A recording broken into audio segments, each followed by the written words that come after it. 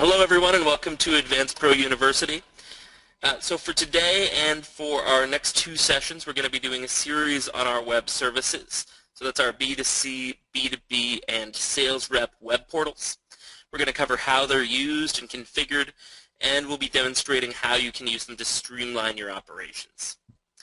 Our B2C web service is a fully functional shopping cart that's controlled and fully integrated from AdvancePro. As part of our B2C services, we design and build a website to your specifications, and we set up an automatic sync so that every hour your new customer orders can be synced into AdvancePro for easy processing.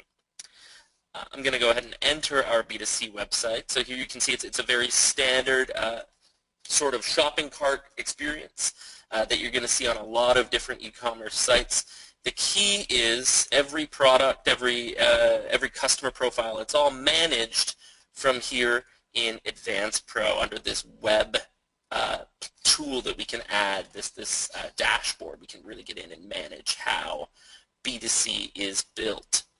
So one thing to note here is as we add items to the cart, we can go ahead and see when we go and check out, we will be required as a customer to submit a credit card payment, just like you'll see on a lot of standard shopping carts. You won't see this in our B2B shopping cart or our sales rep portal, but it is required at B2C.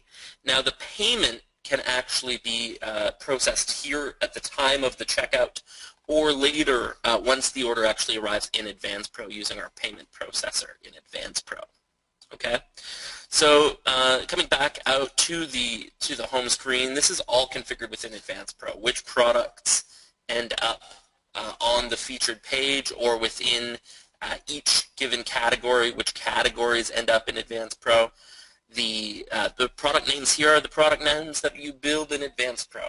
If we click into a specific product and we take a look at the description, that's the B2C description field built in AdvancePro, and the image is the image you attach in AdvancePro.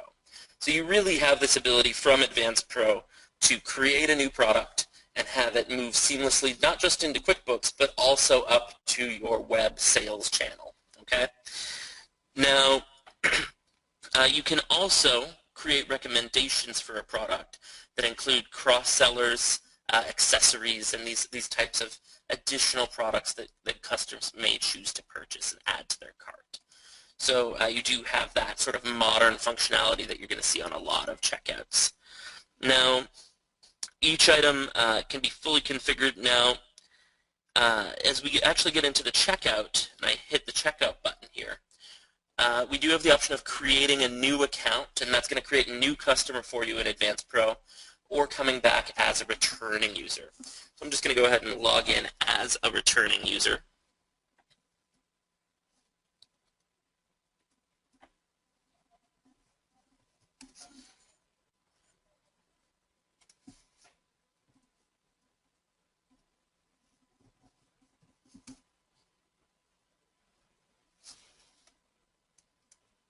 Helps if I get the password right.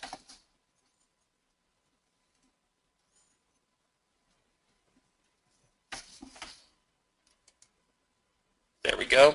And you'll see what happens is it pre-populates all of my address information, and I'm now allowed to go ahead and enter in my payment information.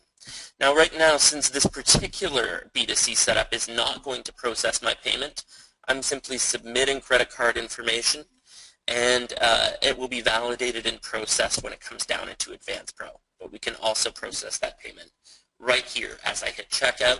It just depends on the settings that you create. You see that you can also have a customer add notes to the transaction, and if you set up custom fields, you can force the customer to fill out those custom fields at this time as well. We're going to go ahead and check out. So here's our little bit of review, and when I hit buy now, that will be queued up to sync into AdvancePro at this point. Now, as a customer, I do have a few other options. I can go and check out my order history. And when I log in, I can go ahead and take a look at what is going on with my orders that I've submitted. I'm going to go ahead and jump in there and I can see that this customer has actually placed 2 orders. We can see the status is they're currently open orders. They haven't moved on and been shipped. Now, the next thing that I want to mention is as soon as we submit that order, we do actually get an email to the customer and to your warehouse manager or order manager. Any email that you specify in your settings can be emailed a copy of the order. So we get a nice graphical order that can go out. If you like, we can change some of the text here. So this can actually be an emailed invoice if you like as well. Now normally, as I mentioned, this does sync into AdvancePro on a timer. Just for the sake of brevity, I'm going to go to our web services panel and I'm going to run a sync. So we're just going to jump in to our synchronization area. I'm going to do a download, and we're going to see that we got some transactions downloaded. Okay, so that normally runs in the background once an hour. Now, at this point, we can head over to our View Orders screen, and we'll actually see the order that I just placed. I can go ahead and open that up, and we'll see the items there. And at this point, we can carry on and process this through picking, packing, and shipping to get it out the door. Now, I can also process payment using our payment processing tool here. So this gives us another option. Okay. Now, in terms of the control over how the B2C products and the B2C page is composed, I mentioned a few fields that come out of the product setup itself. But if we go back over to our web services panel, you'll see that we have a few settings that are available here. So if we go to, for example, product category order of appearance, we can actually set the categories of products that we want to appear on our page, and then within that we can actually set up how we want them to, what order we want them to appear in on the navigation panes, and the products within those specific categories and their order of appearance as well. We can also set up featured items, and we can go in and actually set up here how we want our front page to look and which products we want to be marketing in the best possible way on our front page as well. Now we can also set up shipping rules as well. So here this gives you an opportunity for each carrier to use it as a shipping method as customers are checking out. And you can create rules either based on the weight of the products being sold or the selling price. So you do have a lot of flexibility here.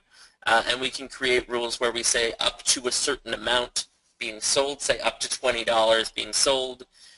We have a fixed shipping cost that can be assigned there. We do also integrate with a UPS quote generator as well for these. Okay, so that covers a large portion of the setup and configuration that's available. You'll see we can also upload images, and we can also go ahead and set which email we want to receive those orders, how often we want the sync, and whether or not we want our inventory levels displayed on the website. So we may want that, we may want not. We also have the option of enabling or disabling the ability to sell a product that you're out of stock on. There are actually many more settings available through our content management system, and we're actually going to cover that in a separate AP University session.